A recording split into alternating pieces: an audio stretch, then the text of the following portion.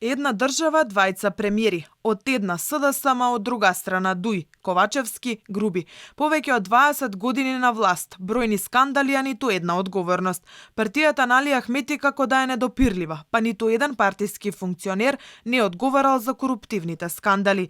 И институционалниот паралелизам станува се поочигледен. Контролата одамна е во рацете на помалиот коалициски партнер во владата. Демократската унија за интеграција, сите политики кои ги побера им беа исполнети, што според познавачите представува функционирање на паралелна влада. Уште во формирањето на владината коалиција добија студена премиер пред распишувањето нови парламентарни избори. Добија министерски столчиња, директорски, добија дури и свое министерство за политички систем и односи меѓу заедниците, со кое раководи Артан Груби, што функционира како влада за партијата на Ахмети. Одамна ја имаат привилегијата на влади настан да не се обраќаат на македонски јазик. Последно, во време на економска криза се организираа настан за рамковниот договор тежок 100.000 евра. Настапуваа само албански уметници, се зборуваше на албански, а македонскиот јазик беше исвиркан, а за тоа не стигна никаква осуда.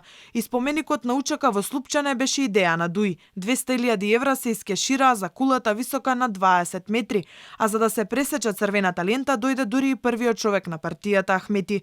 И општина Чаир, раководена од Висар Ганил, кадар на интегративците, не знае колку пари ќе потроши за набавка на моноетнички сувенири. Станува збор за изработка на леени фигури, ама само на албански значајни личности. Колку пари на чаирчани ќе бидат потрошени за набавка на овие сувенири, ќе се знае кога ќе се избере најповолен понудувач кон крајот на месецов. Поддршката не изостанува ниту од спикерот Џафери, кој ги ужива партиските привилегии и е член на претседателството на Генералниот совет на Дуј. И по бројните скандали во законодавниот дом, премиерот Ковачевски не ни помисли за осуда за однесувањето на собранискиот претседател. Но не само Џафери, од функционерите на Дуј кои покажуваат надмокност е и шефот на дипломатијата Бујер Османи, кој јавно ја покажува доминацијата во носењето на државни одлуки наместо премиерот или неговите заменици. Па така преговорите со Бугарија мора да поминат преку него, а Ковачевски и останатите само протоколарно се појавуваат на средбите.